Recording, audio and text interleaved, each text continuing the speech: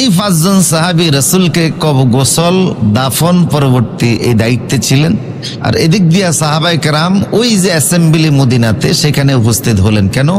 যে রাসূলকে দাফন করার আগে ইমাম ঠিক করা লাগবে। আল মুসলিমুন লা বুদ্দা লাহুম ইমামুন, মুসলমানরা ইমাম ছাড়া চলতে পারে না, মুসলমানদের কি লাগবে? ইমাম লাগবে। এখন ইমাম কে হবে? এই হচ্ছে সাহাবায়ে কেরাম রাসূলকে দাফনের আগেই ইমাম নির্ধারণ করতে হবে। ইমাম ঠিক করতে গিয়ে এখন কারে বানানো যায়? আনসারদের পক্ষ থেকে খাজরাজ গোত্রে সাদ ইবনে উবাদা তখন বেঁচে আছেন, প্রবীণ সাহাবী।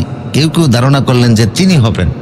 আর খাজরাজ গোত্রের আউস গোত্রের নেতা সাদ ইবনে মুআজ, তিনি খন্দকের যুদ্ধে ইন্তেকাল করেছেন, শহীদ হয়েছেন। তিনি যেহেতু নাই তার প্রশ্ন নাই, কিন্তু সাদ ইবনে উবাদা বেঁচে আছে। যে আনসারদের পক্ষ থেকে কেউ কেউ বুঝলেন হয়তো বা ওনাকে বানানো হবে। ইতিমধ্যে একজন সাহাবী বললেন যে রাসূল তো ইন্তেকালের আগে বলে গেছে যে মসজিদ নববীর সব দরজা বন্ধ হয়ে যাবে, শুধুমাত্র আবু বকরের দরজাটাই খোলা থাকবে। এবং রাসূলের জীবদ্দশায় অসুস্থ রাসূলকে পিছনে সাথে রেখে আবু বকর 17 ওয়াক্ত নামাজের ইমামতি করেছেন। কাজে এই ইঙ্গিতে মনে হয় যে আমাদের খলিফা কে হবেন? আবু বকর রাদিয়াল্লাহু তাআলা। হযরত ওমর বললেন, হ্যাঁ আপনি আমাকে স্মরণ করিয়ে দিলেন, বিষয়টা এরকমই। তখন তিনি গিয়ে হযরত আবু বকরের হাতকে টান দিয়ে বললেন, বায়াইতু বাআইতু আলা ইয়াদে আবি বকরিন আলা সলাতি ওয়াস সাইফে।